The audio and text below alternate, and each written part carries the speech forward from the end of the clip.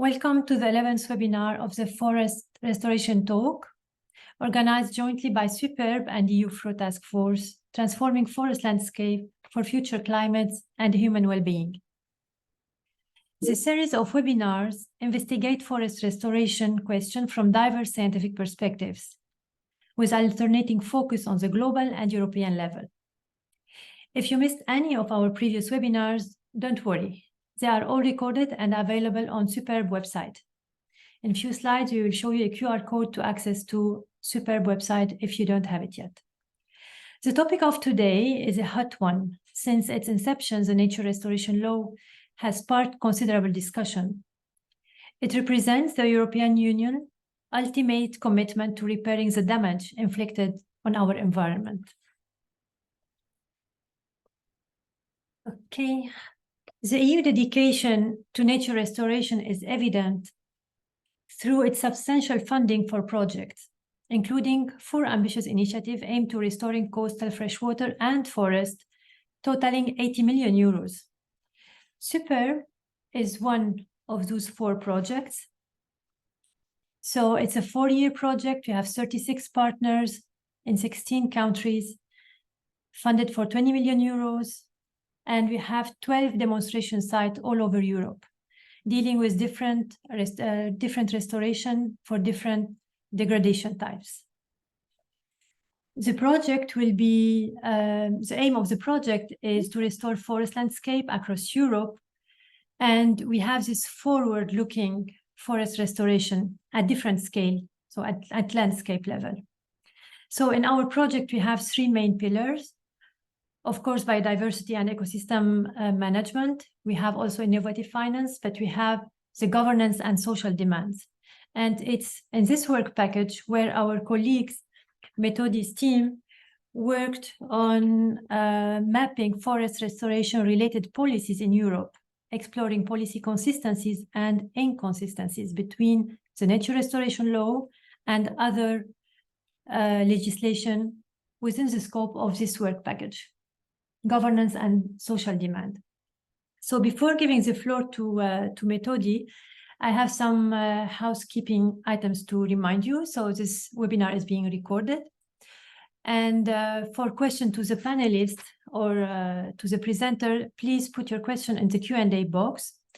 And after the presentation, we will be promoted to speak. Maybe you cannot turn on your camera, but you will be able to speak and ask your question. And if you have to use social media, please tag EU-FRO and Superb. So I will present now our main lecturer, Methodi Sotirov. So Methodi is a senior researcher and assistant professor at the chair of Forest and Environment Policy, University of Fribourg. He had a PhD in Forest and Environmental Policy Studies. He served as scientific expert and consultant on international legal and sustainable forest supply chain regulation issues, and served as expert and advised various EU bodies such as DG Environment, DG Agri, and DG Klima on forest-related topics. With Methodi today, we have Simon Fleckenstein. Hope I didn't misspell your name, Simon. So he's a project researcher on Superb project and PhD candidate in Forest and Environmental Policy, University of Fribourg, with Methodi. He holds a double master degree in agriculture and forestry with a major in European forestry. So after the presentation of Methodi and Simon, since the main synergy and trade-off that are likely to affect stakeholders and competing demands, we are happy to host today 3 panelists.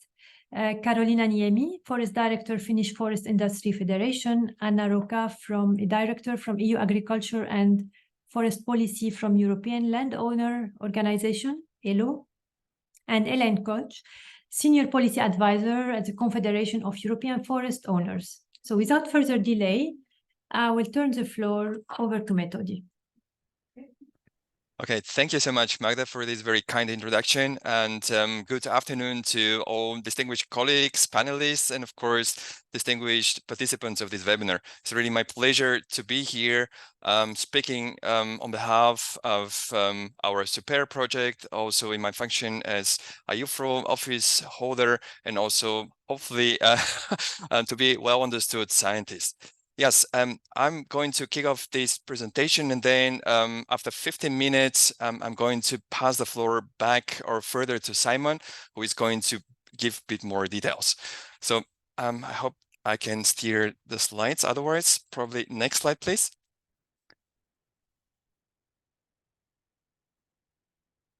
Yes, excellent. The next one. So I'm starting with the introduction. So we are talking today about EU legal proposal called EU Nature Restoration Law that was presented, published officially in June 2022. So the major idea, just to remind us, is that the European institutions, the Commission, defines the following objectives, namely to restore at least 20% of EU land and sea by 2030, and all ecosystems in need of restoration by 2050. The nature restoration law, if and when adopted, will require member states to develop national restoration plans, taking account of national circumstances. The nature restoration law, when and if adopted, will build on the EU Habitats and Birds directives, focusing on all natural habitats, not just on those that are protected under these two EU nature directives. And with the EU Nature Restoration Law, the EU would like to show a leadership in protecting and restoring nature and set the bar higher at the global level ahead of the global biodiversity commitments. Now, why we're talking today about forest-related policies and their interplay or coherence inquiries in the context of the EU Nature Restoration Law. Well, there is a simple but not that easy probably to handle question. Well, according to the legal draft in Article 10, there is specific provisions foreseen for the restoration of forest ecosystems. So they are put on the screen. In particular, member states will be required to place restoration measures necessary to enhance biodiversity of forest ecosystems, and they are expected to increase the trend at the national level of several numbers of indicators of good ecological status of forest ecosystems, and they're all listed here on this slide. You see important indicators like standing and laying deadwood, the share of forests with uneven age structure, forest connectivity, common forest bird index, and stock of organic carbon. Next, please. While the EU is very ambitious in setting up the EU nature restoration draft law, this very piece of legislation meets actually already with an existing EU and national policies laws.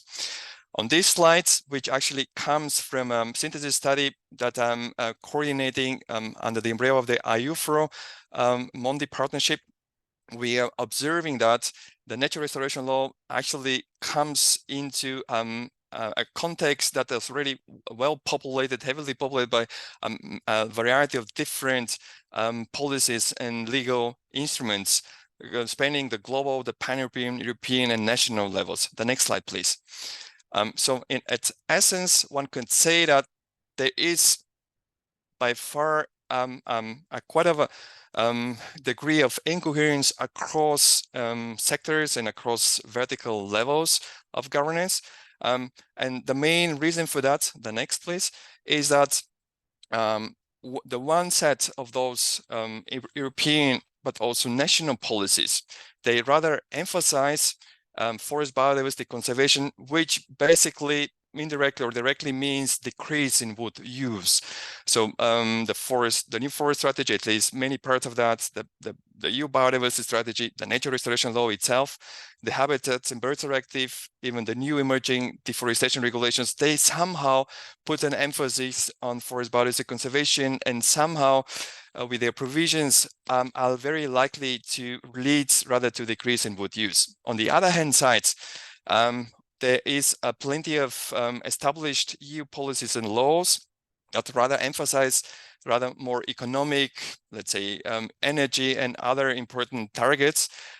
Just to pick up here, the Renewable Energy Directive of the EU, its second and third version, also the EU timber regulation that will be replaced by the deforestation regulation. Others are more trying to find a balance between economic and ecological objectives, say, for example, the EU Common Agricultural Policy and the forest strategy in some parts of it, and of course at the pan-European level also some voluntary commitments towards sustainable forest management. And of course, the situation across the EU member states is quite diverse. There are some countries and regions that put more emphasis on bioenergy and carbon forestry through harvested wood products, others putting emphasis on wood yield forestry, quite many putting emphasis on multi-purpose forestry, still others quite very much into supporting forest biodiversity conservation and forest sinks. Next, please. This is going to be a more detailed out in Simon's part of this presentation, but now I would like to go back a step in order really to understand why and how is the nature restoration law framed to being very relevant for forest biodiversity and forestry. So according to some, not necessarily the only reporting, there are quite some issues in terms of the status of forest ecosystem, habitats, and species from ecological perspective. So it seems that around 81% of forest habitats are in an unfavorable conservation status. According to other studies or related studies, forest conditions in Europe are deteriorating at the moment, and it's assessed by experts that forestry, let's say the economic activity of managing forests, is found to be the first largest pressure for forest habitats and the second one for species protection. And in particular, at least in these reports, experts report that clear cutting, salvage logging, reduction of old growth forests, removal of that, dying in old trees are all to be understood as the biggest negative impacts that arise from forestry and have negative impact on forest biodiversity status. Next one, please. This is just an illustrative graph of the newest reports on the state of nature, where you see how experts have assessed the rather unfavorable conservation status of forest habitats in this case. Next one, please. Taking now a bit more broader perspective with direct relation to the nature restoration laws indicator, just an example, an illustrative example on the share of forests with uneven age structure. One could probably draw here the conclusion, this is all based on a study that already exists, that across the European countries, there is kind of some incoherence in terms of how they regulate the very topic of clear cutting, which for this case, for this talk today, is taken as a proxy indicator of even age forests. So to say the opposite of what's expected to be achieved under the nature restoration law. So you see here, group 1 countries that, for example, Bulgaria, Italy, Slovakia, and Slovenia. In these countries, by national law, clear cutting is altogether banned. However, there are some exemptions of this rule, mainly from socio-ecological reasoning. In another group of European countries, clear cutting is allowed by law, but there are diverse clear cut size limits. On the next slide, you can see, or I can show you a few examples of that. Thank you, excellent. To this group belong countries like Austria, Germany, Belgium, Czech Republic, and quite some Eastern European countries. In the last and second, in the last third group, we do see countries mainly from the Scandinavian region, but also from the Mediterranean, western part of Europe, where clear cutting is basically allowed by law, and there are hardly any clear-cut size limits. And obviously, when one looks at these rather formal aspects, one would conclude that basically probably group 1 countries are more aligned with what the natural restoration law would require member states to do, whereas group 2 might have probably case by case, probably some inconsistencies, probably some consistencies, and group 3 countries might probably have some troubles in indirectly implementing the nature restoration requirements in terms of this elusive indicator share force with uneven edge structure. Next one, please. Yes, next one. This is next one. Excellent, thank you. This is another second example of national level forest-related provisions that regulates and request actually the mandatory restocking, replanting after clear cuts, after climate change induced events like damages by fires, storms, etc., etc. And basically, one could also think of all of that as a proxy indicator of even age forest, assuming that after 1, 2, or 3 years after clear cuts or after salvage logging, member states are required by their own laws to replant, restock those affected forests, meaning that basically the new forest that is going to be created would be of the same age. So in that sense, this would have a relevance again to the same indicator share forest with uneven age structure. So obviously in those countries, at least where they are very short time periods in order to restock and replant, I guess from a formal perspective, one would expect some incoherences with meeting the requirements of the EU nature restoration law, because probably in the practice, if you work with those short-term plantations, you would probably create rather even age forests and not necessarily those with more uneven edge structure.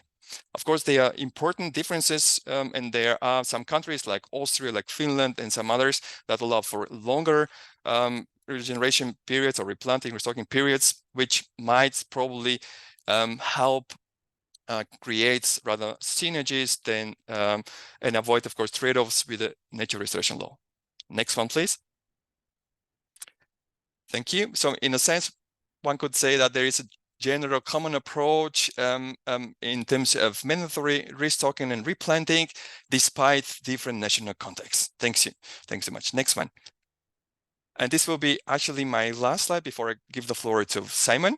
I wanted to give you some theoretical definitions and key terms in terms of how we have understood or defined what's multi-level, multi-sectoral policy coherence and policy incoherence. Next one. So to us, based on scientific literature, coherent policy goals would be those that can be simultaneously achieved without any significant trade-offs. Incoherent policy goals, on the contrary, contain major contradictions where goals cannot be attained simultaneously. Next one. In terms of policy instruments, one would say that they are consistent when they work together to support a policy goal. On the contrary, inconsistent policy instruments would work against each other and are counterproductive towards the attainment of the stated policy goals. The next one. And multi-level would mean rather the vertical dimension, how across vertical levels, like between the EU and the national and subnational levels, there is a coherence or incoherence in the policies. And multi-sector would mean the horizontal dimension between the different sectors involved. For example, the biodiversity, the forest, and the climate policy sectors. That's all from my side. Thank you so much for listening, and I'll pass the floor further to Simon to give more insights based on our super work. Thank you so much. Yeah, thank you very much, Methodi, and dear Superb organizers, the audience. I'm very happy now to take over the presentation and provide you with some insights from our ongoing project work in the course of the Superb project. As Magda already kindly introduced, we are working on work package 5 on governance and society, looking at governance and policy issues that are relevant for forest restoration, and also assessing the broader perception of the society regarding forest restoration. So next slide, please. And on a side note, would you be so kind and click through the slides right away so that the whole content is shown? Because I don't have steering rights, unfortunately. So first of all, in order to give some more background information on the nature restoration law and how it is embedded in this multi-level political system that Methodi already introduced, I would like to emphasize that the nature restoration law constitutes a rather comprehensive and cross-cutting instrument. Cross-cutting because it addresses various ecosystem types and thereby also addresses various stakeholder groups and relevant policy areas. It formulates a broad range of policy objectives aiming at long-term and sustained recovery of biodiverse and resilient nature. In this context, the climate consideration plays a significant role as the law aims at contributing to EU climate mitigation and adaptation objectives. And as a third objective, it's an instrument to implement international commitments such as agreed under the Convention of Biological Diversity. Within the European Green Deal and the European level, the nature restoration law constitutes a key proposal of the biodiversity pillar of the European Green Deal, which frames the preservation and restoration of forest and ecosystem services as a key action. And it is important to highlight that the nature restoration law remains a proposal. It is still under negotiation. And some of you may have followed the process. It's controversially debated among different stakeholder groups and just recently passed a rather close election within the Environmental Committee of the European Parliament. So next slide, please.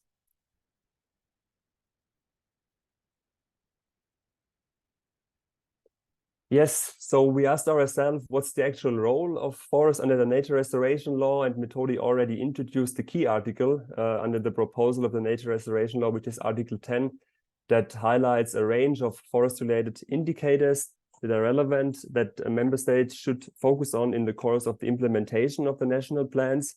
But what is also important to emphasize is that the Article 3 formulates a rather broad definition of restoration. So restoration can constitute both passive and active actions that ultimately aim at conserving or enhancing biodiversity and ecosystem resilience. Next click, please. What is important to note, I think, at this point is also that Article 11 and Article 12, they make certain provisions for the member states to already identify when developing the national implementation plans, potential harmful subsidies that should be highlighted in the national implementation plans. Harmful subsidies in that sense that they contradict with the ultimate restoration goal as formulated under the nature restoration law. Next slide, please. Another click. In this context, I would also like to make some advertisement on our own behalf. So the Superb project released a policy brief just a few months ago, where experts made a specific reference to Article 3 and Article 10 of the proposal, and I would warmly encourage you to read that through. Next slide, please. So we asked ourselves, since it is apparent that forests are very heterogeneous at the European level, we have large differences in ownership types, differences in legal socioeconomic settings. So we asked ourselves, how is actually forest biodiversity restoration currently regulated in and across European Union member states? And as a follow-up question, we wanted to analyze if we can identify certain horizontal, meaning between related policy subsystems, or vertical policy incoherences, meaning between various critical levels in the context of the implementation of the nature restoration law. So what we did is that we launched a national expert survey to both ministry staff and academics from 12 different European member states. And we addressed various restoration indicators and relevant practices that we identified both from the nature restoration law proposal, but also from the state-of-the-art scientific literature and expert consultations. And next click, please. Another one. We did that by looking at various policy areas. So assuming that it is not only forest policy that makes reference to forest restoration-related aspects, but also other policy subsystems such as agriculture, nature conservation, and climate policy. Next one, please.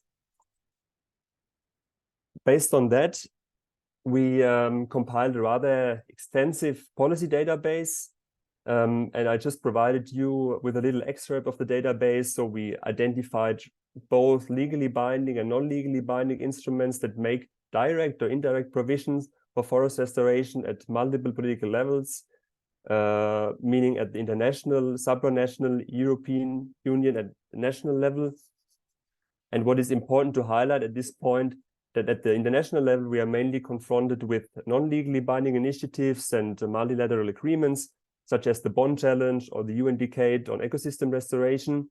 Whereas at the European Union level, it's important to know that we are confronted with a mixture of both legally binding and non-legally binding initiatives. And while non-legally binding initiatives mainly derive from the subsystem of forest policy, if we think about the European Union Forest Strategy, there's also a range of legally binding instruments, especially deriving from the field of agriculture and nature conservation. However, it is also important to note at this point that the European Union also uses its competence in relevant policy areas to sort of like influence forest policy making at the member state level. Next slide, please. So coming to the results, and a little surprising, since the European Union Green Deal is sort of like providing an overarching policy framework, and all those initiatives that came up afterwards are sort of like embedded within the EU Green Deal. There's a range of policies that are sort of like coherent in terms of aiming at climate neutrality by 2050, which is the ultimate goal of the EU Green Deal. However, we realized during the policy analysis and during the policy mapping that we are dealing with a very complex puzzle of sectoral policies in the context of forest restoration. Next click, please. So we found both incoherences and coherences at the European Union level, and I would like to pick out some key example at this point, and would warmly encourage you to go through the report in case you are interested to read more about it. So from the climate finance perspective, I think one key regulation that should be highlighted is the European Union Taxonomy Regulation, which establishes 6 environmental and climate-related objectives, and ultimately aims at directing investments to economic activities that are ultimately in line with the Green Deal. And this is an initiative from our point of view where the nature restoration law could strongly benefit from in terms of financing. Then there's a range of other regulations, such as the climate law, which calls for an enhancement of carbon sinks in the land use and land use change sector, which is once again in line with the objectives formulated under the nature restoration law. So next click, please. Next one. We also found some examples for incoherences at the European Union level, and 2 prominent examples thereof are on the one hand, the Renewable Energy Directive, that has been heavily debated recently and revised earlier this year, which aims at increasing new energy mix at 45% by 2030, and thereof, of course, forest biomass is playing a key role, and subsidies provided under the directive may counteract objectives formulated under the nature restoration law in terms of the incentivization of forest management. Another key regulation is the rural development policy, which is considered actually a key funding instrument for forestry measures at the European Union level. But if we look at the latest revision of the latest reform of the Common Agricultural Policy and the role of rural development, thereof we can note that actually the biodiversity restoration ambitions are not reflected in the current rural development policy, both in terms of measures that are funded under the regulation and in terms of the budget that is provided to forestry measures at this level. And on top of that, it is also interesting to note that past findings actually show that the member states also prioritize the competitiveness of agriculture and forestry to biodiversity concerns in their national implementation plans for rural development. Next slide, please. So to provide you some results from the member states, and at this point I would like to put up front and highlight again that within the European Union, we are dealing with a very heterogeneous situation in terms of forest, not only regarding forest types, ecological aspects and climate, but also in terms of ownership structures. So there's approximately 60% of forests owned in private ownership within the European Union, but we can see in the upper map that there are large differences within the European Union. So while in the Northern European countries, approximately 70% of the forest area is actually privately owned, we can see that, for example, in Southeastern, Eastern Europe, the majority of forests are actually owned by the state. And this again has also implications for the implementation of environmental policies. So now I would like to give you a few examples from the national level that are based on insights from this expert survey that we conducted earlier this year. And also would like to emphasize that these findings, of course, they also include some subjective considerations.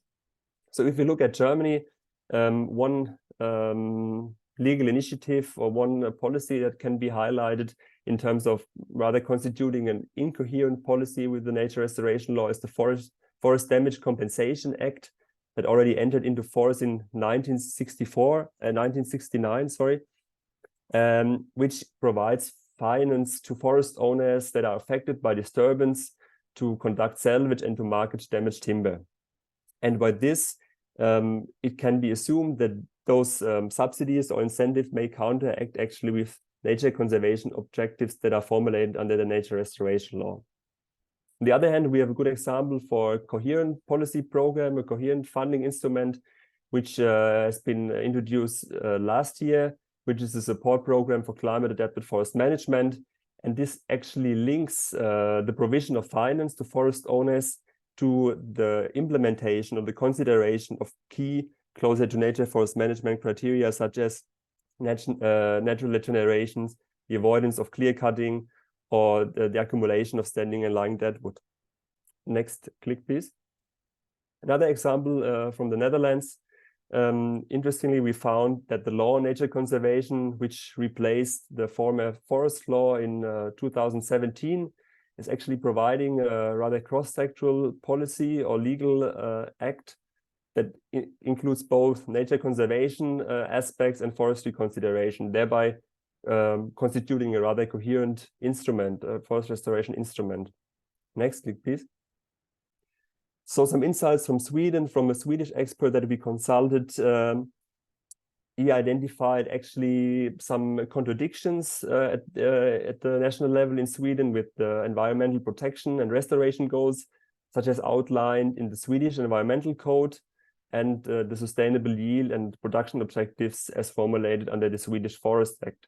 So what we can see is that both at the European Union level, at the member state level, and between both levels, we can identify both coherences that result in synergies, potential synergies between related subsystems, and incoherences that may actually result in conflicts on the ground. Next slide, please. So to wrap up our presentation, I would like to provide you with some food for discussion, some thoughts.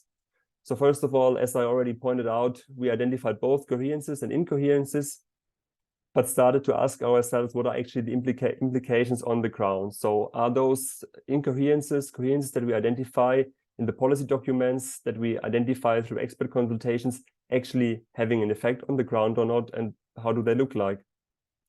Also, is it actually a feasible or necessary goal to align sectoral policies according to the overarching goal of biodiversity restoration? Also, I tried to point it out throughout my presentation that the forest management legacies and the socioeconomic conditions within the European Union are highly diverse. And one challenge will be to adequately address this diversity in EU forest policies, considering the balance between subsidiarity for member states and centralism. So what's the key question here, I think, and especially when we talk about integrated forest management system, is how can we actually integrate those forest biodiversity restoration provisions, such as formulated under the nature restoration law, climate mitigation consideration, and timber and forest management for timber destruction in those diverse European contexts and settings. And as I pointed out before, the nature restoration laws yet constitutes a proposal that is still under debate. So it's going to be interesting to observe the policy process and sort of like how the role of forest then will evolve over time. Next slide, please. Some references from our side. Next slide. And yeah, by that, I would like to end my presentation and thank you very much for to the audience for your interest. And yeah, I would like to open the discussion and would like to hand over to Magda at this point. Thank you very much. Thank you very much, Simon and Methodi. It is really very interesting. It's only a milestone in this work package, but it's already very heavy, and I can imagine the work you done. So yeah, I will start by with our first panelist, so Carolina Niemi, as a director, forest director for Finnish Forest Industry Federation. Carolina, I would like to ask you, since the Finnish forest industry places a strong emphasis on biodiversity, recognizing it as a cornerstone of sustainability in forestry. So how will this nature restoration law affect your forest management practices? And is this nature restoration law causing additional constraints on your management practices? How can you see this? I know you prepared a few slides. Maybe you would want to explain using some visual materials. Yeah, thank you, Magda, and thank you, Methodi and Simon, for great presentation. So my name is Carolina Niemi, and I represent the Finnish Forest Industries Federation. So our federation is the advocacy organization for forest industry companies operating in Finland. So we have altogether 62 member companies, and we do lobbying at EU, international and national level.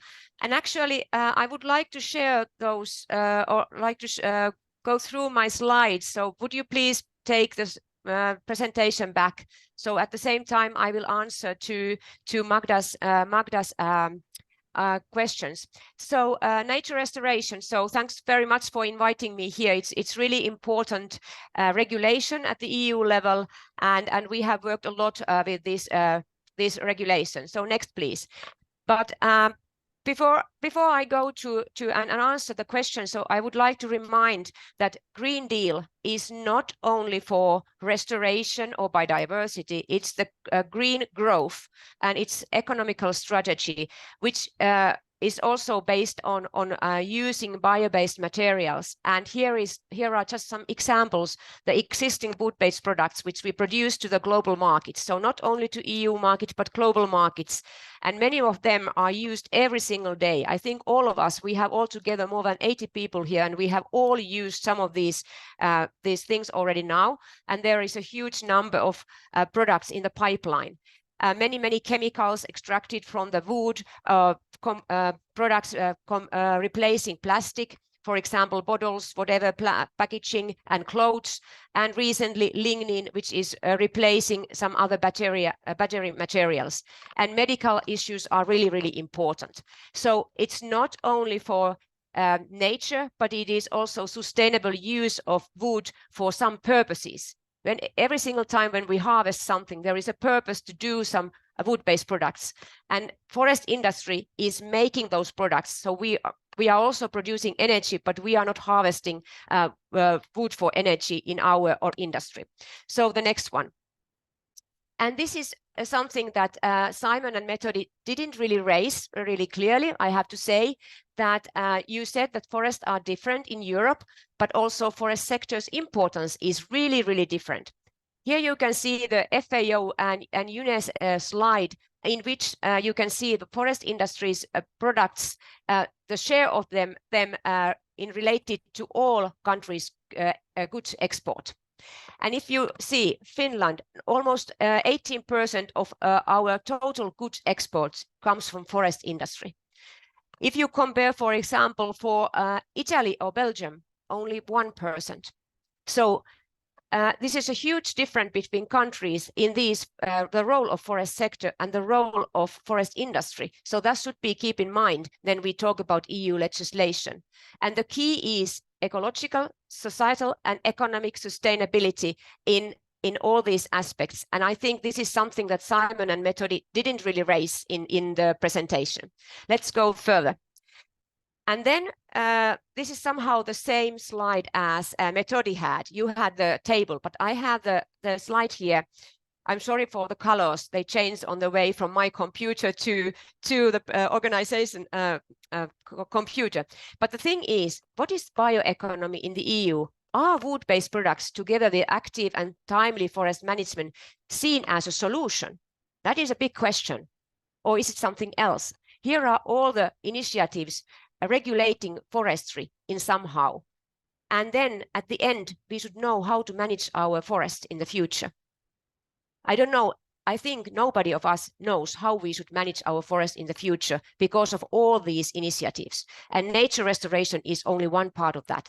And it is all said that we should have a long-term approach. We should see to the future what to do if our industry wants to invest. So we should know how to invest. And now there is a mess because there are so many different initiatives and there is some kind of incoherence between those. So this is just to remind about how we should follow these regulations because we are forest managers and we are representing forest industry. Next one, please. And then about restoration. There is in the Commission proposal, there is something that we should find the favorable reference area and we should look back to the 1950s or somewhere, just behind after the Second World War. Then the member states started to rebuild the industry. And at the same time, the climate was quite different compared to what we have now. So what we see is that we shouldn't return to the past, but we should look at the future and see how we should adapt to the climate in the future, because the climate will change. Is it really nature restoration only, or is it restoration? So we have to take into account that our forest, our climate will be different in the future. So we shouldn't look back, but adapt to the future. And this needs active and timely management. One more slide, please. And this is what we have seen. We made in Finland, forest industry and sawmill industry, we made a common roadmap of wood processing industry for more biodiverse forests. So we want to combine biodiversity, climate issues, and wood procurement, and we can do that in the same forests. Of course, forests are different, but at the country level, we can manage with that. And what we studied, we had a 1 year long research, and the research showed that many features important to biodiversity has been really good. There has been a really good trend, and it will continue until 2050. At least the models and scenarios show that. So we have done good things and we continue this. And then Magda asked about what about nature restoration? So we hope that it will be restoration. It allows management. We can modify management, but it has to be active tools and management. And of course, we can't say too much yet because it's the proposal is in the hands of Council and Parliament, and they have actually changed that quite a lot. So if we talk about clear cutting, actually both Parliament and Council, they have suggested that this uneven age forestry would be voluntary indicator. So let's see what happens. But the thing is, it should be actively managed and it should be open for wood procurement in the future. 6 indicators, we hope that some of them are voluntary because the forests are so different. And the one thing is peatlands. In Finland, we have lots of peatlands and they are in active use. So it's really important that we can use those peatlands also in the future because they are owned by private forest owners. And it's really important that they can use their peatlands also in the future. So I think nature restoration law is important, but a huge flexibility is needed because forests are different and it should be locally adapted management. So that is the key. Thank you very much. Thank you, Carolina. Methodi, do you want to reply or comment on Carolina's intervention? Probably yes. With short answer, Karina, I believe we share the same understanding that different European countries do belong to different clusters in terms of their forest policy priority. This is what I showed also on the very first table in my presentation, which is absolutely coherent with what you said, that of course there are some countries, of course the Scandinavian, also the Baltic countries, that make a lot of benefits, revenues out of forest management and the forest sector, right? This is the one, let's say, extreme. The other extreme, we have other countries which lower forest cover, still very much developed. But with urbanized society, where actually the forest sector doesn't play really a very important economic role, right? And quite some other countries in between, right? So this is what I showed. So basically, we're in agreement here. So in that sense, I would probably friendly say there is no disagreement, no ignorance, but actually we shared here the same observation here. Thank you. Thank you, Methodi. And again, Carolina, I'm happy to see that this looking forward is really taking over. This is our main message in Superb, and it was one of the cornerstone of our press release, policy brief we did, showing that we need this flexibility, that there is no one fits all, but at the same time, we want still to have a law which is strong, means like it's not because it should be implemented differently in different country, it lose all its strengths and it will be just diluted and just a kind of phantom law. I will go now to ask Anna Rocha. So Anna is the director of EU Agriculture and Forestry Policies, European Landowner Organization, ILO. Anna, I know that in recent months, ILO has been really highly engaged in advocating for the nature restoration law. However, you expressed your disappointment at some point over the general lack of emphasis on implementation and incentives for landowners and land managers. In one of your open letters, you directed to the Commission, you brought up the existence of tools for private land conservation that could potentially be integrated in this law. Could you please provide further details on this matter? Is this only concerns that the landowners are worried about, or there's something else? Thank you for your question, and thank you for having us. We've been looking at this much more than the last months. Private conservation actually is one of the cornerstones for our membership. And the letter you mentioned is one letter we did with Eurosites. So a more green organization to try to get to some common ground when it comes to financing, which is one of our biggest concerns with this proposal, which is the lack of it, the lack of financing considerations that actually make a difference. But there are other problems. Since the beginning, we mentioned mostly three general problems. A question of governance. We doubt that member states are ready to take over this massive task of restoring 20%. We know they already struggle with smaller tasks, so I doubt they'll be ready for that. Also, still in the governance issue, there's also the lack of connection then with the ones that are asked to do the restoration, which is also a common problem. We have the experience from Natura 2000, and it seems that we sometimes don't learn from the mistakes we make in the past. So it seems that this proposal is a bit of a double down. The targets were not achieved, so we use the same recipe, we just make it more stringent. So it's a bit of a Natura 2000 proposal, but with steroids. So that part is still problematic.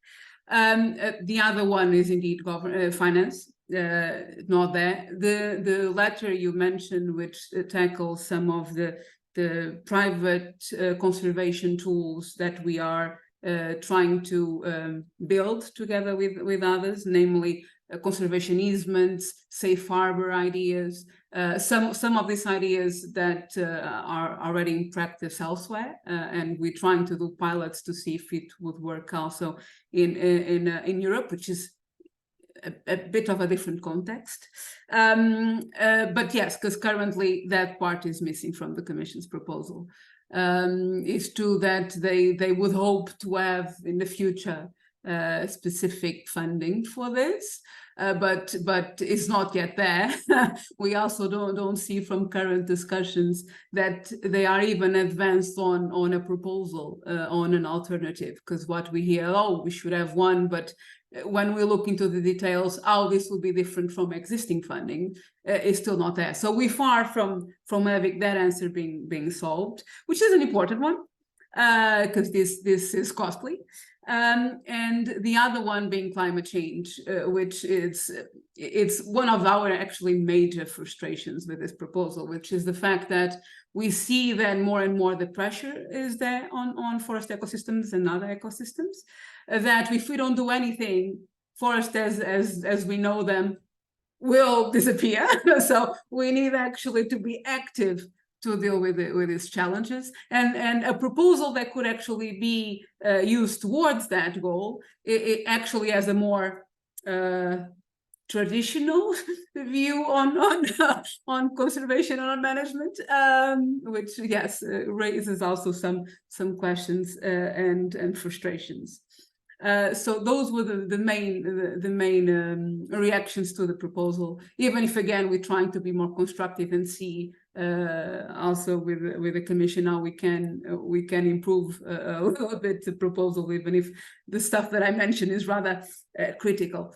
And yes, we know that the discussions are still going on. We know there are some room of maneuver, because the discussions are difficult, are complicated, and also because, well, we want agricultural back, so maybe, you know, there's some room of maneuver for negotiation, and trying to bring some of these aspects forward, even if, of course, in trialogues a bit more difficult.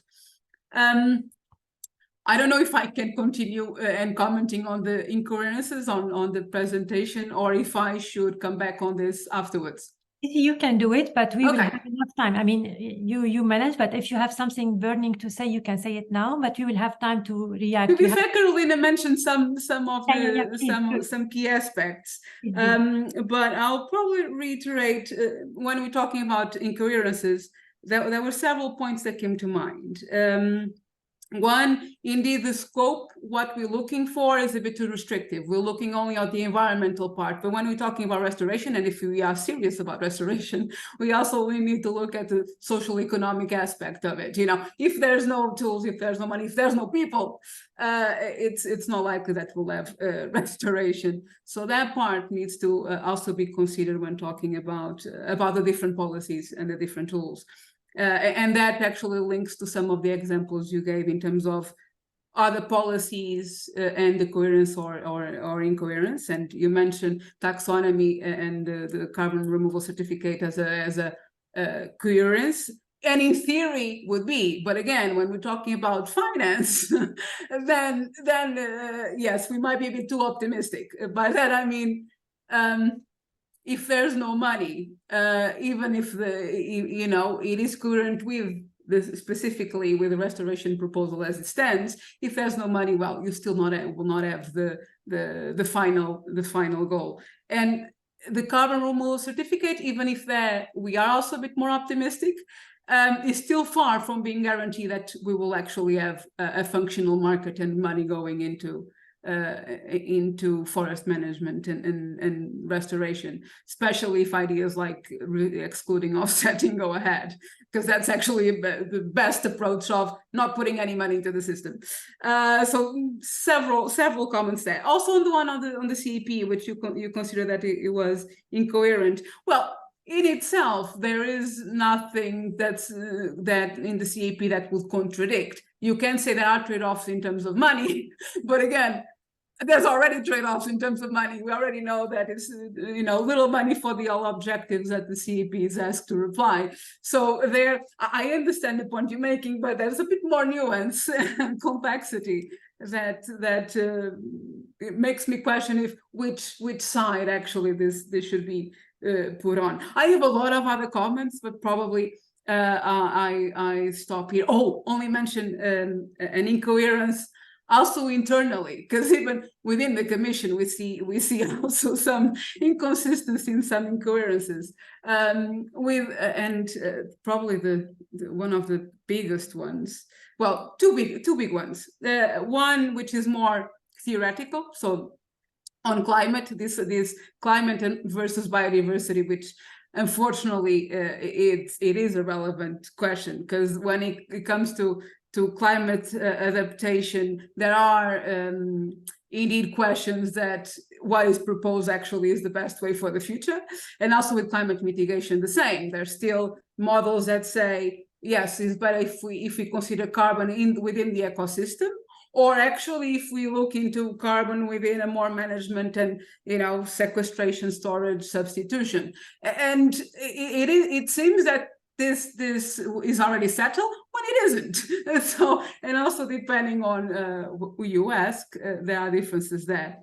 And a more practical incoherence that we've seen recently, which is linked with state aid, where for climate adaptation purposes, so big reforestation projects, when DG competition apparently, we're still investigating who is in charge of what, apparently is putting restrictions on member states that, for instance, you need to have 50% natural regeneration, also conditions on clear cuts and that would, and especially on forests that are not adapted, that they need a massive reforestation, to imply that you need to use 50% natural regeneration.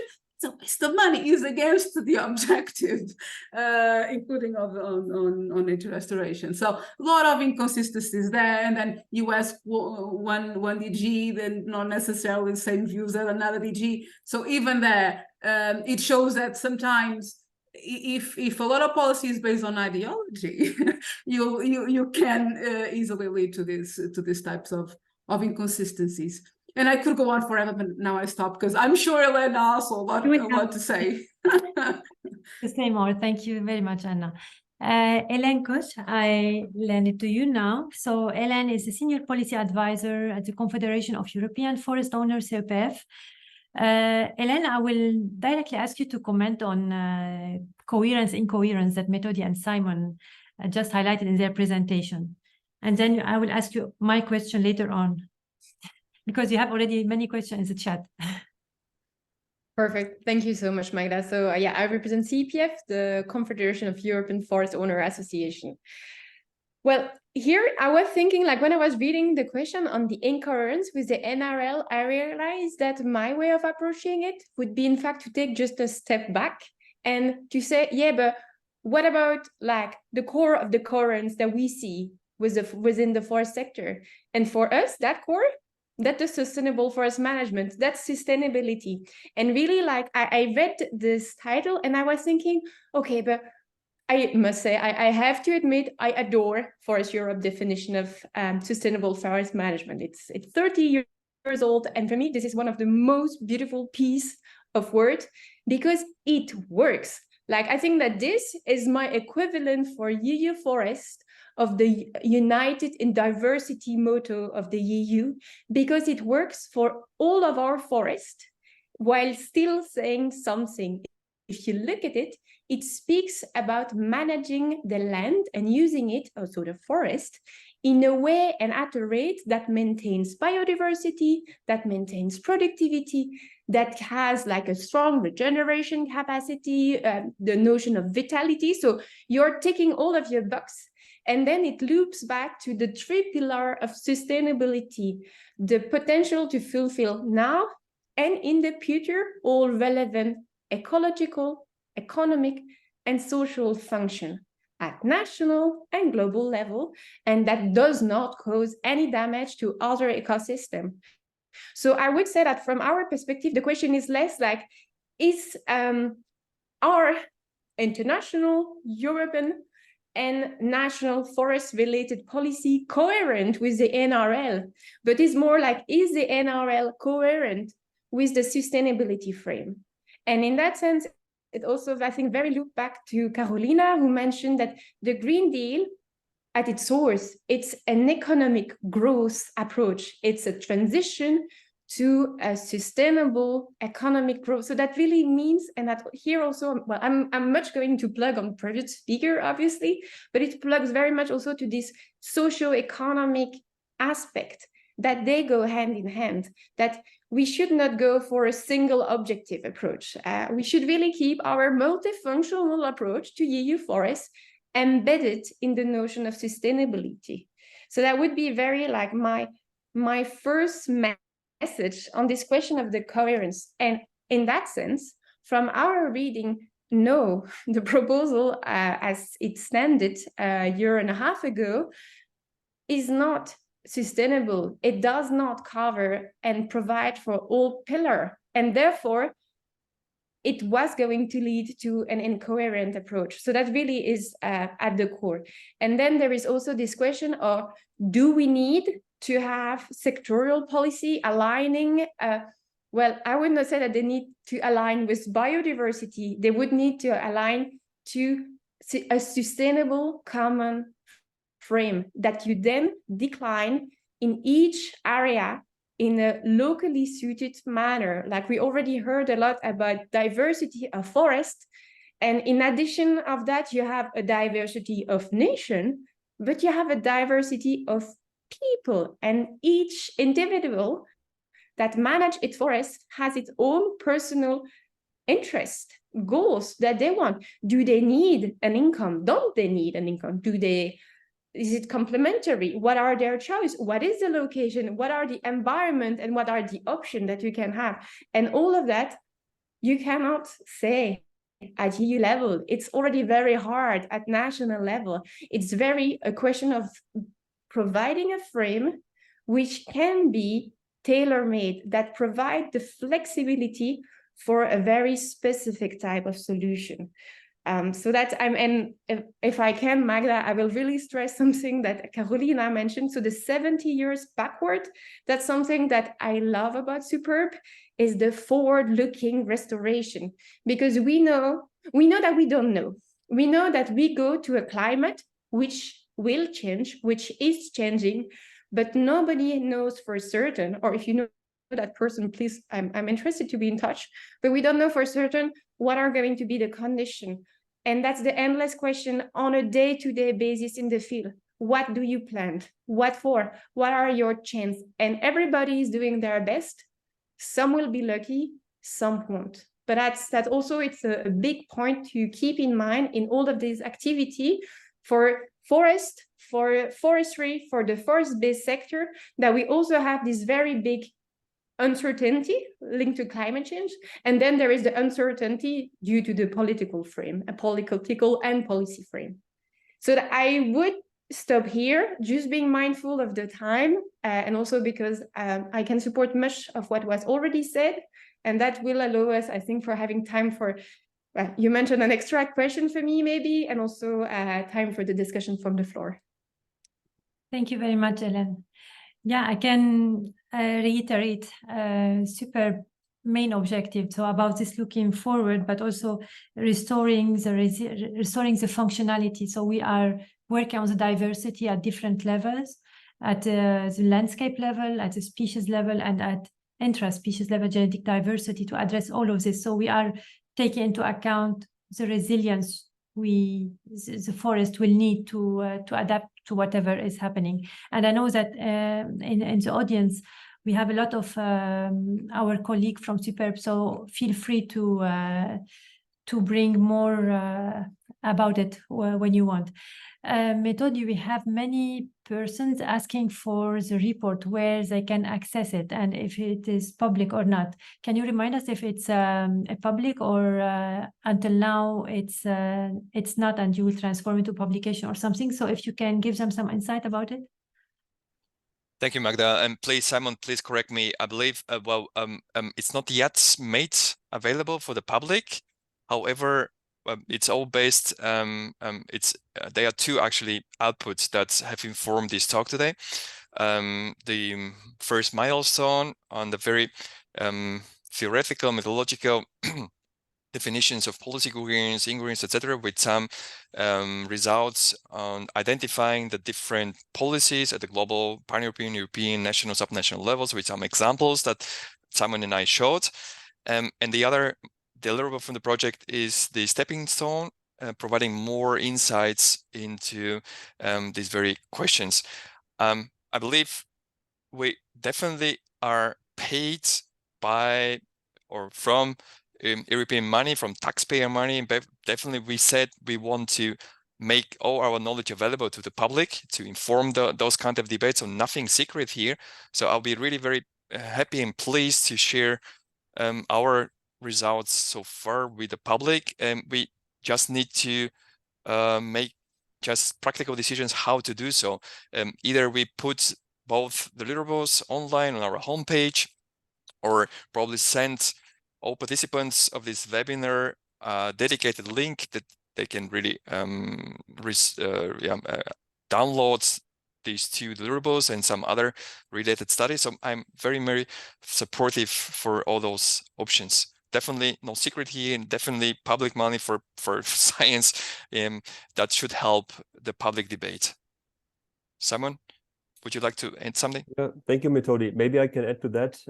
I'm happy to hear about the interest. I was trying to keep up in the chat and noted down those email addresses that have already been sent. So I can send you dedicated email. I think for now, this stepping stone that I presented is an internal deliverable of Superb. But I think from my side, and Magda, you please correct me, I'm happy to share it with anybody who's interested, of course. So feel free to get in touch also directly. Yeah. Normally, also recording of the webinars will be put on EFI on Superb website. So we will make sure to have a link also to the document, or at least a part of it that is not that should be public. Thank you. I will take a question from the Q&A, and it's from Ngozi Edu. Do you would like to ask your question live, or should I read it from the Q&A? I'm just asking also my colleagues from communication team. Yes, Ngozi,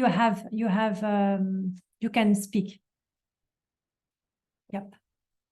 Hi, can you hear me? Yes. Yeah, thank you so much for the presentation, and it was nice to hear you highlight how the different ownership across Europe also would have a kind of an indicator on the nation, on the NRL. So I wanted to ask, maybe I can just read it out from the Yeah, I asked, roles of forests differ across Europe, and forests must be managed with the three main goals. That's talking about the social, ecological, and economic in mind.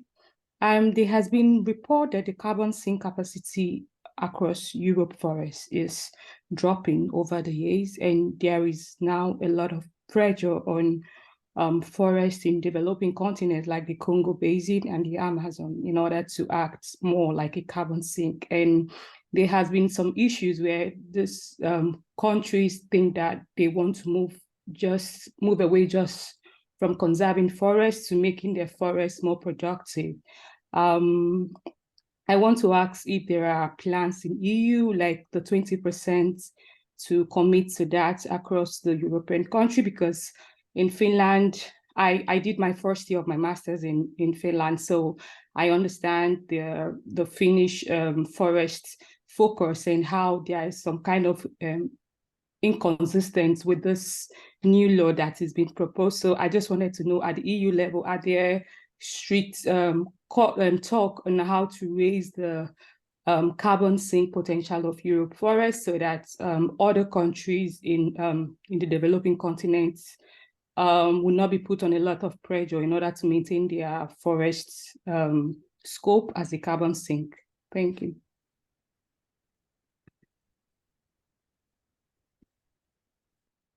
So who would like to reply to this question? Methodi, yes, please. Okay, thank you. I take the liberty to give hopefully something like a meaningful answer to that. So when it comes to the EU level responses to these very important questions, I would mention probably now the adoption of the new EU deforestation regulation. Okay, so the EU, at least all those that were supportive of adopting this new piece of legislation, I believe, made this argument that basically we Europe probably are part of the problem with global tropical forest loss. So we better probably consume rather sustainably produced and legally assured forest risk commodities, and including timber, but also other products, in order really to make something like a European contribution to more sustainable use of tropical resources. At the very same time, I believe the natural restoration law is another answer to that, because for many years, we Europeans and people from the so-called global north, I mean industrial countries, have put a blame to the so-called south hemisphere world, that apparently, you know, the developing countries were the only troublemakers, whereas we forgot that we, at least in Europe, already changed a lot our forest landscape, the original ones, right? But Europe already degraded most of its forest ecosystems already 3-4 centuries ago. What we have now at the moment is rather semi-natural, quite managed forest ecosystem, very much dominated by man and by human activities, right? So there are very little old-growth forests, etc., etc. And one response from the EU is to say, well, let's do our homework here, and let's probably implement not only the EU nature directives, but also this new restoration law, in order to do our homework and show to the world that we do care also on our domestic territory about biodiversity, climate, etc. I don't see anything else that probably the EU at the moment can offer. Of course, it doesn't really help probably developing countries that much in kind of a sustainable economic development. Thank you. Methodi, speaking about homework. Yeah, vas-y, Anna, please. Just to add to what Simon mentioned, Methodi mentioned, sorry, that we shouldn't fall into the trap that considering that forests are the same, so we require the same action. No one is asking to change the sensitive ecosystem that is a rainforest. So yes, let's not fall into the trap of treating everything everywhere the same. That's not what we should be discussing. So, and there are differences between, because there are ways of actually increasing the carbon sequestration storage within Europe that is nothing to do with other types of forests, and even within the EU, a lot of different forests. So just to point that out. Yeah, thank you. We have a question about our homework to continue doing this as Superb. So it's Roberto Stelstra. Roberto, do you want to ask your question live, or should I read it in from the Q&A? Roberto is here. Yes, I can do it live. Please. Thank you for the analysis on the incoherences in policy. Superb has a mission to promote best practices in forestry. So what would be the next step in the Superb project to identify and promote best practices? Do you already have an idea for what will the future efforts consist of to get there? Okay, thank you. If I may answer, and probably then Simon, you probably please complement my reply to Roberto. Thank you so much, really, for your very, very good question. Well, two answers here. One more of work package 5 narrow perspective. So the next steps in our work package, which is very much on policy analysis and societal needs, etc. So what we are doing next is, and definitely you are all invited either digital or in person, to upcoming events to be held in Brussels in February. So would like to have a very intensive but very productive discussion with policymakers, with people in charge of different legislations, also with stakeholders on these very issues.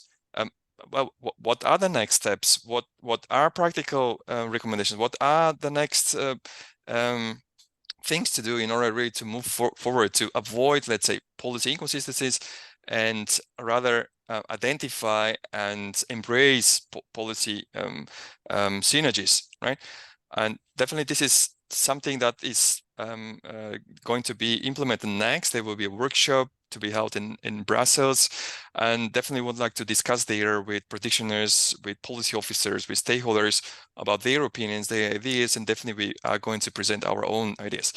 There are other colleagues from our work package which are doing also analysis on the local level in all demo areas, in all different countries, collecting information on, I would even put it rather on the opposite of best practices, probably conflicts that are out there. I hope we can learn a lot of that, of how conflicts arise and how they are managed. And probably there could be some important lessons to be learned out of this work. We also, other colleagues in Work Package 5 are also aiming to do a social survey among the most important users of those forest landscapes to understand their needs.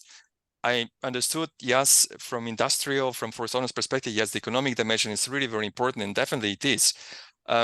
But we know also that society at large also expects also other benefits, not necessarily not only timber and products, but also, I don't know, biodiversity, climate, water, recreation, etc. And to me, all this is, of course, very directly related to each other, and one should not forget the one on the expenses for the others. Yeah. The other I'm sorry. And the other answers, I know that many colleagues in the work in the Super project are, of course, doing practical work in all the different demo sites, working together very closely together with the practitioners. And Superb is very much action oriented. Its mission is even to plant quite some extensive area or a real forest restore really directly on the ground. So I'm sure that I want to jump that Gertjan is with us. So he Great. also replied to this question. So Gertjan, who is the co-coordinator of Superb, you can also complement what Methodi was saying about the demo cases. Please. Unmute. Hi. Yes. Yeah, thanks, Methodi. You covered it quite well. Indeed, the demos are really 12 all live activities and demonstration areas where activities really take place in the field, touching upon these very different pressures that are on European forests, from well, maybe in very intensive forestry areas that are affected by bark beetles. So it really shows the best practices locally with very intensive stakeholder processes around the demo areas as well to take care of them. Now the dogs as well. Hey, please. I thought to do this quietly from home, but there's no quiet home. But so the demo areas really serve as the area to involve the stakeholders as well. And then in addition, we also have a marketplace in development where these experiences from the local level, the variety of measures are incorporated in that marketplace, and the gateway where also investment companies are attracted to that. And not only the gateway and the marketplace, but certainly also we have I think over 80 or 90 associate partners, including local forest owners, state forest services, and then finance sector as well. And that process is starting as well to make sure that the upscaling starts taking place. Thank you, Gertjan. And as Marcus Linder also precised in the chat, that it's not only from the demo, but also Superb is exploring what already happened in the past from other practices, and we are learning from them. And this all this knowledge will be compiled and will be shared through this gateway. Carolina, you were first in the queue. Thank you very much. I don't discuss this project, but I would like to talk just answer to Roberto about promote practices. So this is again what we do here, for example, in Finland under our new biodiversity roadmap. So we have 5 main aspects to which we are concentrating now. We have been concentrating also in the earlier, but now we really raise them. So more broadleaf trees, more mixed forest in Finland, and more broadleaf trees, because we don't have them enough, but they have to be native, of course. All the trees we use in Finland are native tree species. So we don't bring to Finland other tree species. So more broadleaf tree species, more deadwood. So we have now decided in our voluntary schemes, BFC and FSC, that all the deadwood which is there already, it should be left in the forest, no to energy purposes or anything like that. Leave that to forest. Make some retention trees because of certification and so on. Valuable habitats, they are now really in our focus in the future. Then control burning. I know that our southern colleagues would be really like, what is this? But we don't have enough burned material in our forest, so we use control burning in our forest. And then there are some specific habitats like Herbridge forest or really sunlit areas, which are really tiny ones, but about almost half of the threatened forest species live in those small patches. So we focus on those. So then you, Roberto, asked about promote practices. So in our biodiversity roadmap, we are now promoting those practices, and this is no legislation. This is really important to remember, that there is no legislation for these kind of issues in Finland. But we want to do that voluntarily. We have BFC and FSC certification with those, and then there's some extra measures. So that's why I wanted to raise this, because EU wants to put legislation on many aspects nowadays. But what we see is that from voluntary basis, there is much more acceptance. And we can get really good results also with voluntary practices. And that is what we are doing now in Finland under our roadmap. And as I showed in my slide, it started already in 1990s, step by step. And now if we look at the scenarios, it looks that we can get really good results also under those 6 indicators which Commission proposed with voluntary basis. So we don't necessarily need any regulation on that. And that's really, I think, really good, because it's more welcome than if we say that in the legislation. So this is my answer to Roberto. Mm-hmm. Thank you, Carolina. Simon, do you want to add something about the practical steps? Yeah, thank you very much, Magda. And Methodi basically already anticipated my response to Roberto's question. But I still wanted to add as a follow-up, so what will we do with those results that we created in the course of this document analysis? And that's what it is, right? We analyze policy documents and consulted national experts, and based on that, we assess the coherence. But I think it's going to be crucial, and that's something that I still want to be highlight now, is that we are not like applying like a one-sided approach. So we would really like to include all aspects of sustainable forest management and not keeping economic considerations aside, of course. And that's also why we, in the course of this policy and legal exchange platform that Methodi already mentioned, that we will conduct in Brussels next year, we really would like to invite a broad range of ministry representatives from different countries, representing different ministries, representing different stakeholder groups, in order to present them our results, get them validated, and jointly try to find synergies and how to overcome barriers like potential incoherences that we defined on paper. So I think that's something really crucial to emphasize. And also, yeah, this aspect with our colleagues from our work package who are looking more at the societal needs and also on the governance challenges that are like coming up at the resource restoration side. I think it's really going to be really important to link those different levels or scopes of analysis later on, in order to also like analyze how like societal needs are in a way reflected in policy initiatives such as the nature restoration law, and those are going to be actually some of our next steps within the work package. Thanks. Good. Thank you very much, Simon. I'll squeeze one of my questions before taking the other from the chat, and this one is for Hélène. Hélène, as Confederation, you put a recommendation for the nature restoration law to emphasize the need to account for diversity of EU forest and to include flexibility in terms of indicators. And also you stress the significance of engaging forest owners at all stages of the process.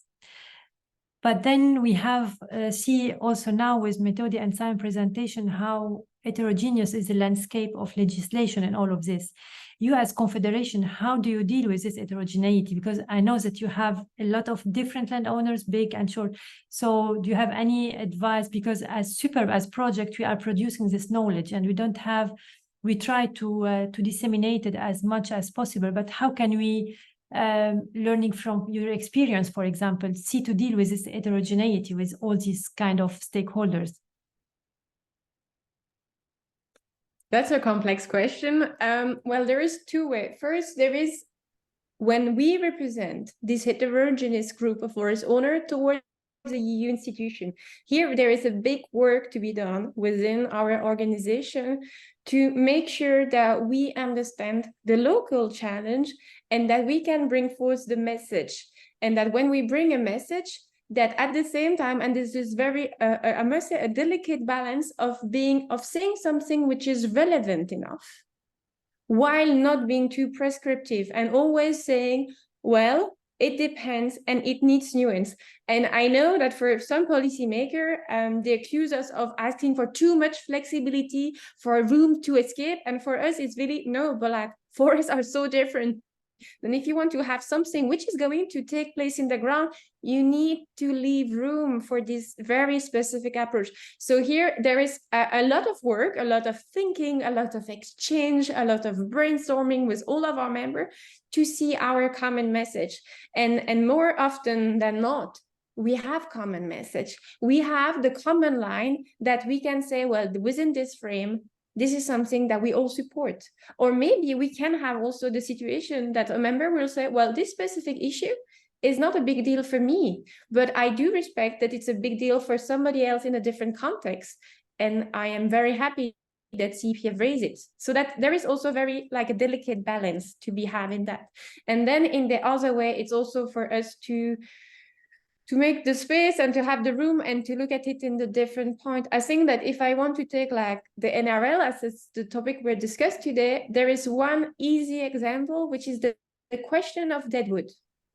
The question of deadwood is entirely different depending on where you are in the EU. It's changed the topic entirely. Where are you starting? Where is the satisfactory level? What is the threat? Where is the opportunity to be done?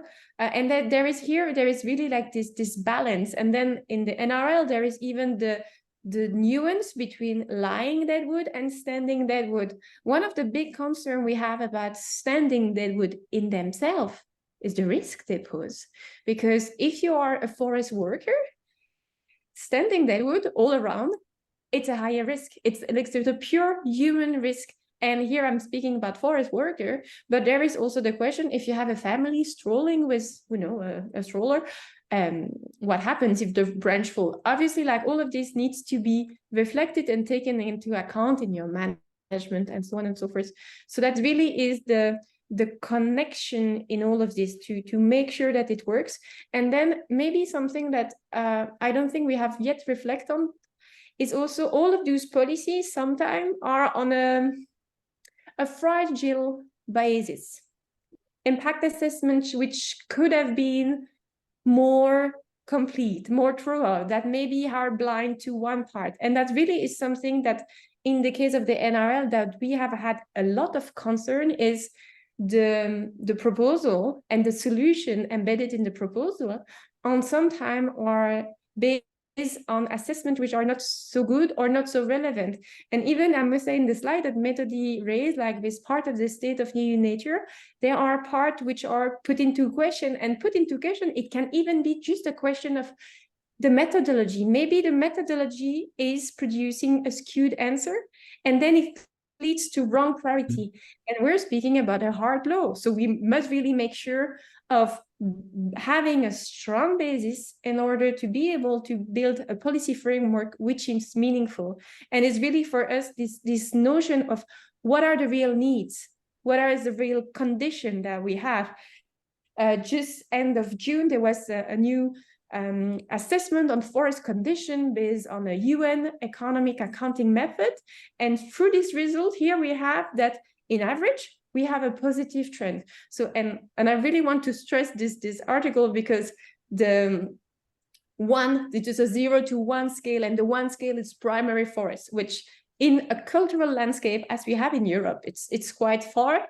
And even though like the average result is positive, it's a very tiny slope, but it's positive, and it can be in contradiction with some other stuff. So it's really something where sometimes there is also a need to take a step back and make sure that the basis that we are using is the most suitable one.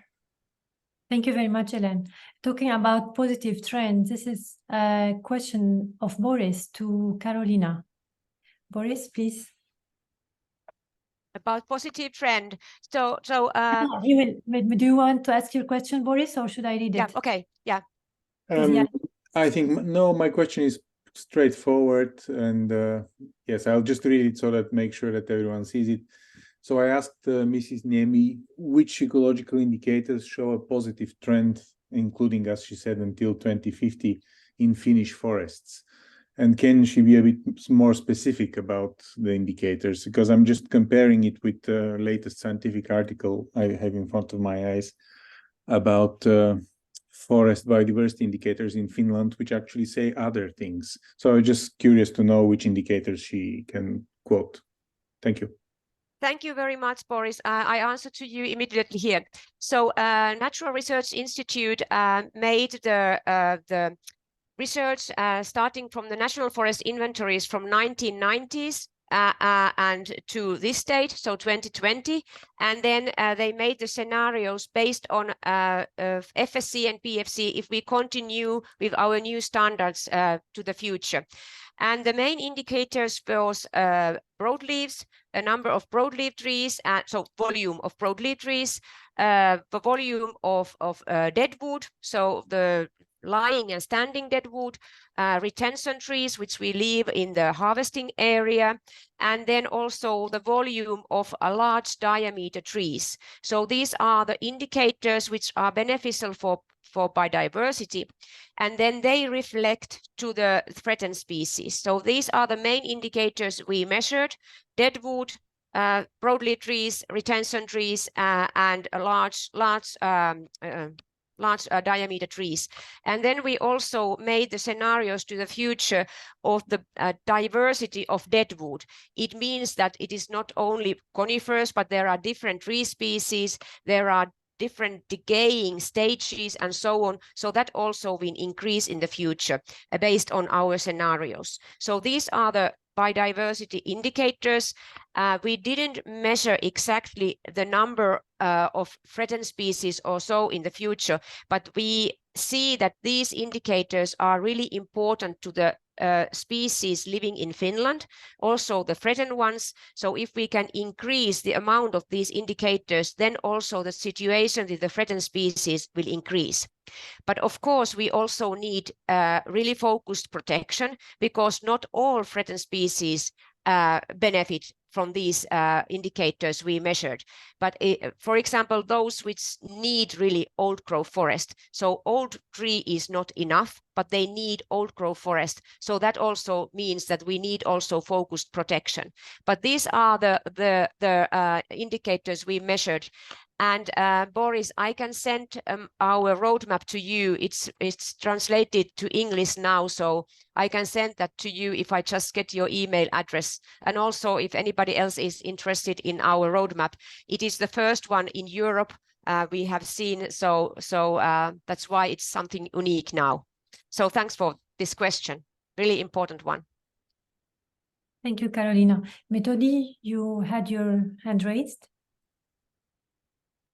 Yes, thank you. I just wanted to shortly reflect on Helene's reflection on probably the faultiness of the methodological procedures in arriving at the EU Nature State Report. Well, I would be very cautious to say that it's all faulty and it's all wrong, because there is a solid methodology behind that. There are many experts that are involved in that.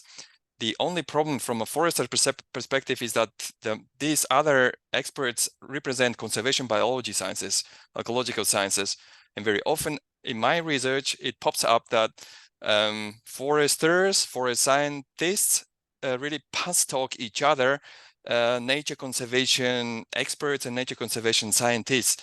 To me, I would be very cautious to call that wrong or faulty methodology. I would say these are two different worlds with their wrongs and rights.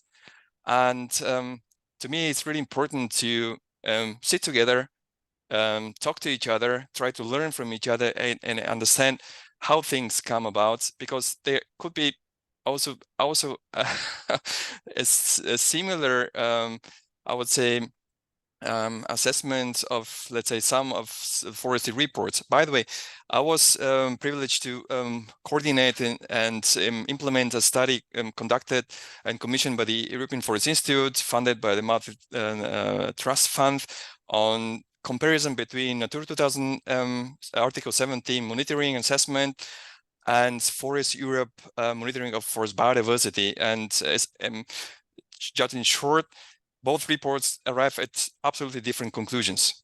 And we tried to make sense of that and explain that. So I'd probably be very happy to share this report with you, because we tried really to understand how come that the same forest biodiversity assessed very differently. And there are some interesting answers there. Thank you so much. Helene? If I can reply, but maybe this method we need to book an appointment so we can go in details, but very shortly. When I speak of doubts, there is several parts, and so sorry, I'm going to do exactly what I plan not to, so meaning going into very technical details. But just so my ideas are very clear. Under the state of nature reporting, the methodology behind builds on this one out, all out approach. And per se, and I hope this is something we could agree, the one out, all out approach is going to lead to a growing numbers of negative results, because as soon as you have one parameter which is negative, then the whole habitat is considered as negative, and it builds up because you start from a very local result and it goes up to a European assessment. So that's the first stuff. Here it's a pure methodologic choice, but it's a choice which is going to tend to have a result going in a certain condition. And if I want to stress it, it's also because recently in CPF, we have started to use more and more, not the conservation status, but one of its parameter, one of the 4 parameters of the conservation status. Because even if this is a bit counterintuitive, the conservation status, as per the state of nature, is including the notion of future prospect. So among the 4 parameters which are going to create a conservation status, you have future prospect. And I don't need to tell you about future prospect in the light of climate change. It doesn't help your final result. So potentially the conservation status that you have at the end, well, you're skewed down because climate change might impact your situation. This being said, I still want to mention that within this last report produced by the European Environmental Agency, forest is the habitat type that have the most positive trend on this conservation status. And if you just go like one parameter back, and if you go at the what we call the structure and function aspect, so the condition, which is at least free from this future prospect, we have 50% of the habitat under the Annex 1 of the Habitat Directive, which are in good condition. And then only 20% in bad condition, and also, not to be forgotten, 30% unknown. And those unknown should I add them on my positive result? Should I add them on my negative result? This is also to be come into balance. So I think here really there are questions about the methodology. If I look to other like more environmental oriented document, there is this one, but there is the big mapping and assessment of ecosystem service in the EU. The EU report was really focusing on pressure linked to, most of them were pressure linked to climate change. And potentially for us, this is something that we would wish to see more reflected, that in the pressure under the state of EU nature, like forestry was mentioned, but maybe not enough also like the upcoming massive pressure that climate change will be. And just to put to end on a smiling note, I must say, I hope that it will stay, that forestry remains the main pressure on forest, because that's what forest management do. Forest management has an impact on forest. I will start to be extremely concerned the day it's the car industry, which has the biggest impact on forestry, or that it would be like a complete different sector. It has some, per nature, yes, forestry is impacting forest. That's what management is. So that's it. But then I think on the detail, I'm more than happy to spend some time to discuss that and the methodology and so on. But I think there is some nuance, and really this one out, all out approach, which is really something that we question, and we question what it creates. Like, would the final result be a bit of an artifact or not? Like it's open for us much question. Thank you, Hélène. I may add one person to your meeting interested also about the State of Nature report. Amila, do you want to take the floor, please? Amila Meskin. Yes. Good afternoon, everyone. I just wanted to comment on this discussion about conservation status, because first of all, yeah, I work for EUSTAFOR, which is European State Forest Association. I work as a senior policy advisor, and at EUSTAFOR we also had a lot of interest in State of Nature report and methodology. But I will not talk about our analysis. Actually, last week here in European Forestry House, we had an interesting discussion on forest data. And one of the presentations that did not come from us, but from EFI researcher, was actually very focused on the faulty kind of setup with the methodology. So it's not the problem that foresters are not doing the assessments. Actually, we have no clue who does it. It's really not clear. So that's not the issue, I would say. But the methodology, where I remember now from top of my head that with all this combination of four aspects, like what Hélène mentioned, one out, all out, 6% like statistically will end up as favorable. 94 is like kind of predetermined to end up in unfavorable conservation status. And okay, that could be like the methodology. So if we focus on the condition of forest habitats, actually the picture, which is the current state of forest habitats that are under Annex 1, actually 20% is in bad condition, 30% is unknown, 50% is good, which is very different from 86% bad conservation status, which shows this watering down of good results in first place. And then maybe not to forget that forest habitats are not all forests in Europe. It's like what, 30%, close, not even 30% of forests, and that and the conservation status and except the condition, it's not about even area, it's about number of assessments. So some tiny forest habitat and some huge forest habitat have the same weight when it comes to showing the results. So I just wanted to comment on this methodology, and I'm sorry, it's like a bit, but it's quite at least known in these discussions. There is a lot of critics. It doesn't come from only Hélène saying this, but it's quite known. Thank you. Thank you, Amila. Yeah, I hoped our colleague Harald Mauser, who did nail this topic, and he's still working on it. And I think soon you will hear more about this point with more practical figures.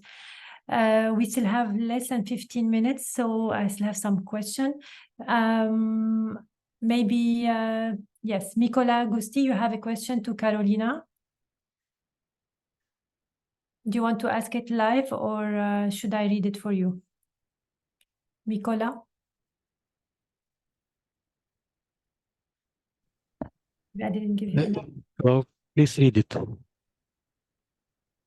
Shall I read it for you? Yes, please read it. Okay. So Mikola is asking Carolina, do you think that the local tree species can be good enough for the future climate? Thank you for the really good question. That is a big challenge. At least so far in Finland, we believe in native tree species, but that's why, for example, continuous grown forestry is in trouble, because we have to adapt to the future climate. And after clear cutting, we can regenerate the forest by using the best material we have. For example, in Finland, forest tree breeding is doing so that we test our tree species in Estonia now, or even more south, because we know that in the future our climate will be like in Estonia or even more south. So that's why it's really important that we can use the most adapted tree species to the climate in the future. So, so far, at least, we believe in our native tree species. But of course, in the future, we don't know if, for example, the tree species from Central Europe, birch. So far, we don't have birch in Finland, but we don't know if in the future we will use that also in our forestry.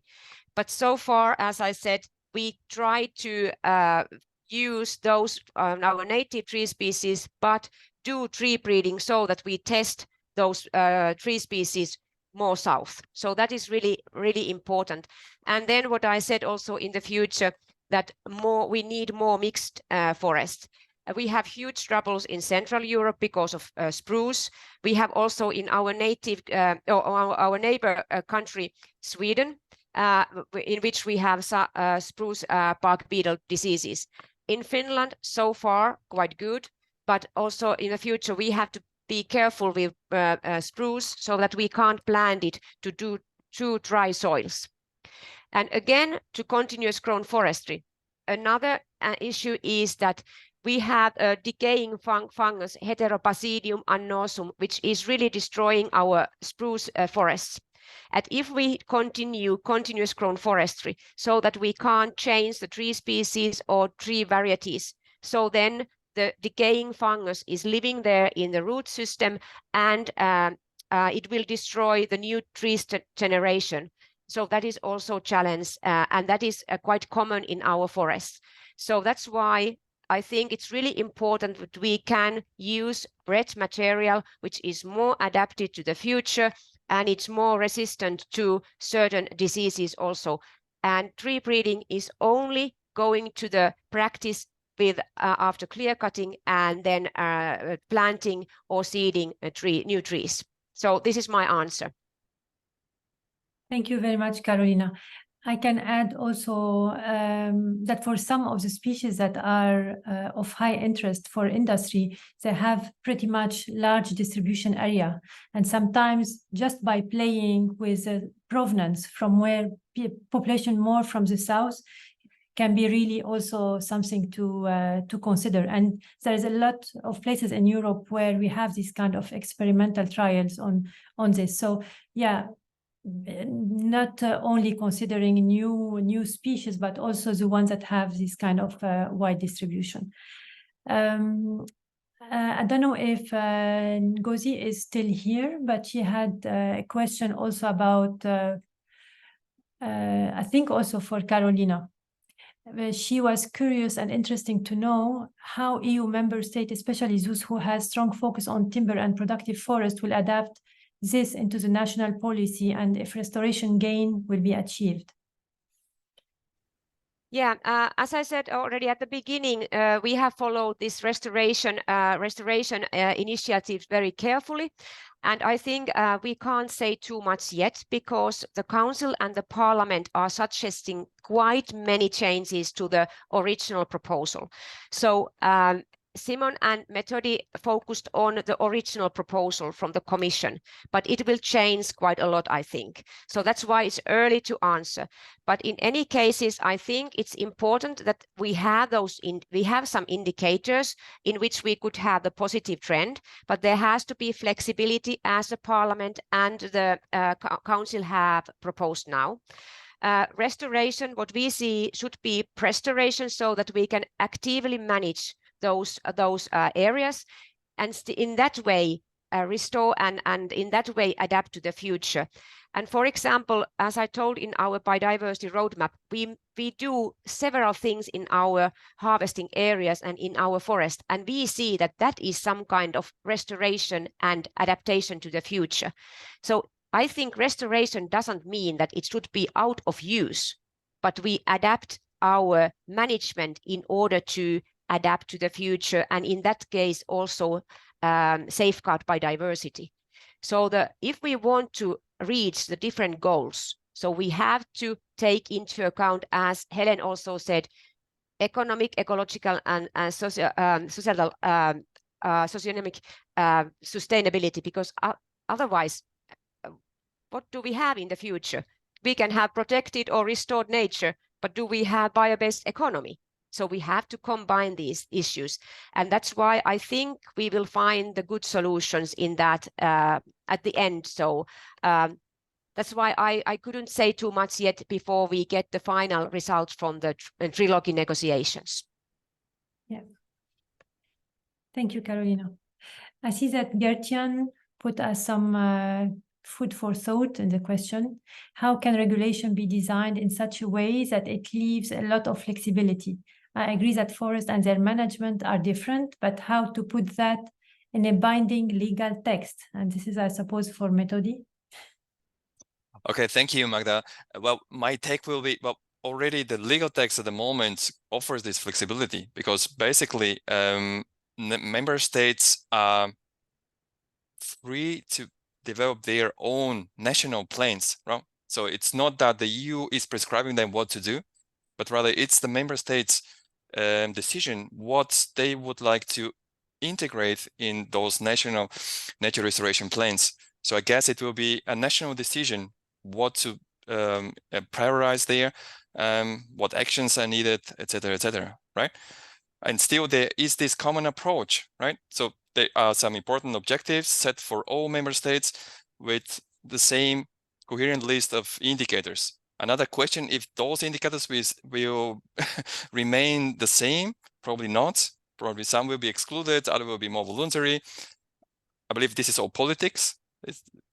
And definitely there are some methodological issues for sure. But I would say the answer is already there in the proposal.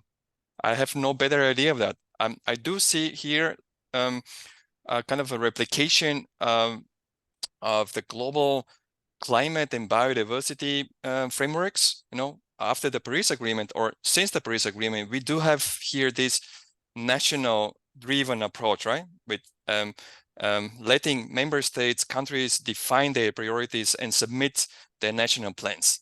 Similar with the common agricultural policy. For years, we have had this flexibility, this national freedom to decide what your national priorities are for the rural development programs, right? And I guess the nature restoration law kind of replicates this approach while still setting a common standard, at least a list of indicators that need to be met.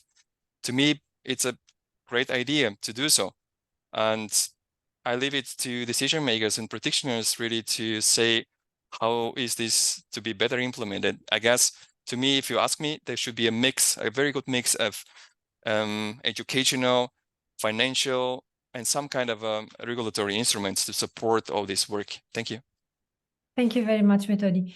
We have very few minutes to wrap up, so I will give Hélène and Anna 1 minute to wrap up, and then I will close. Hélène, please. So first, on the question of Gatjan, I have potentially a bit a provocative answer, but that regulation are not the only type of legally binding EU instrument. And there is an option which is a bit less used at the moment, which are directive. And that directive in the way and the type of instrument that they are providing more flexibility, because there is this need of a transposition in the national law where you can give more room to have a tailor-made option. So for us, I must say that this was one of our big regrets when we saw the proposal, that it was a proposal for a regulation, and we would have very much wished to have seen a proposal for a directive. But that's just like a short food for thought, but that's also like, there is also the question of which instrument is the one that you put forth in your solution. So I would maybe keep on that, but I think really on the to have a general wrap-up on the incoherence, I think it's really like just to put that back in the context of sustainability, of looking forward, of making it work for the people, the society, but also like the people that are going to be paying for the owner, like having a sustainable framework. And from our experience, nothing works best than if you have the forest owner motivated and supported.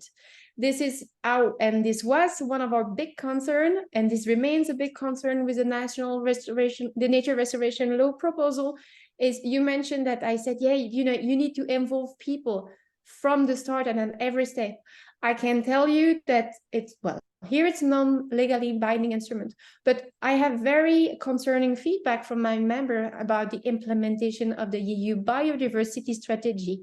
In that context, each member state has to submit what we call a pledge, where they say what are the areas that could be supporting the implementation of the biodiversity strategy.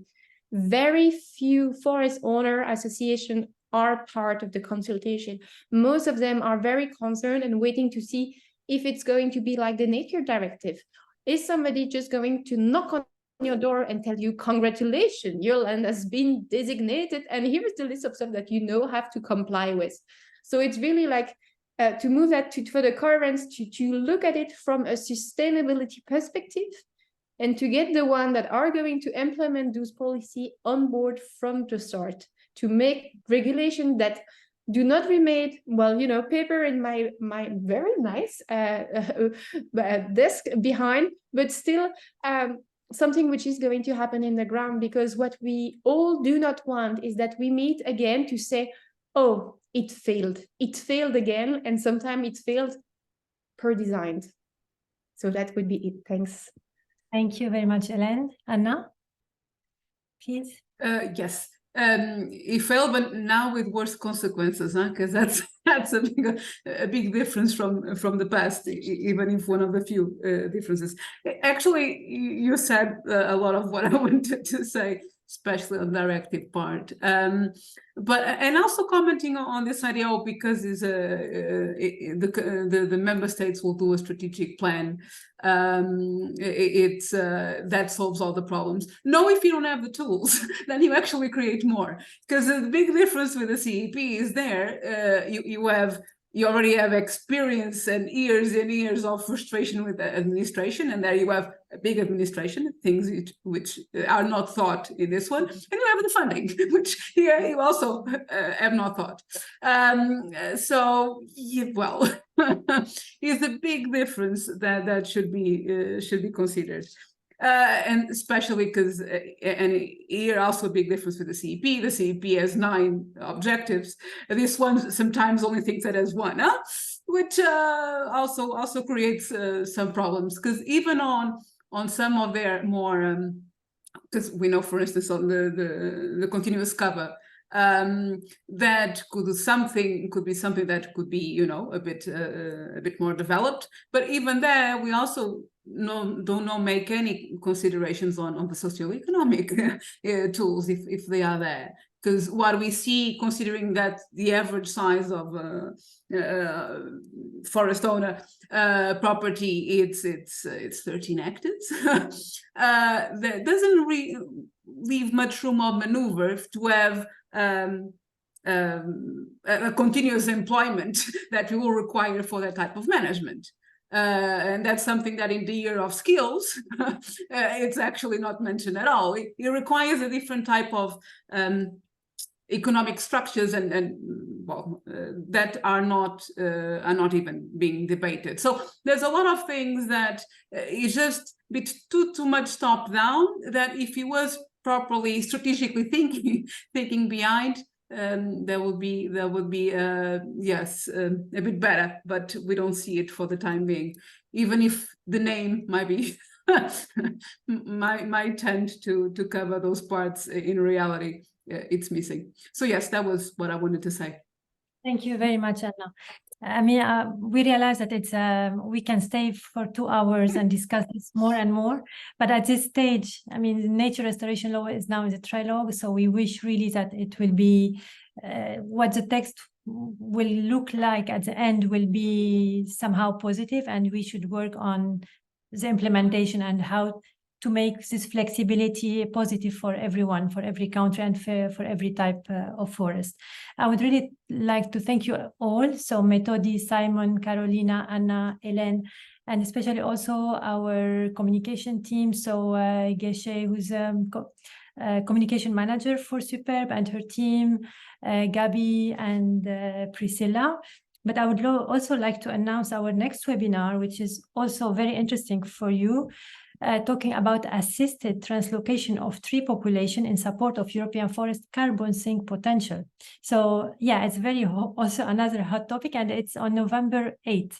So stay tuned, and you will see the announcement appearing at some time in our social media, on our website. So make sure you register and you share it. Thank you everyone again, and thank you for also all the participants and the interesting discussion, and see you soon. Bye-bye. Thank you very much. Thank you. Bye. Thank you. Bye. Thank you. Bye. Bye-bye. Thank you.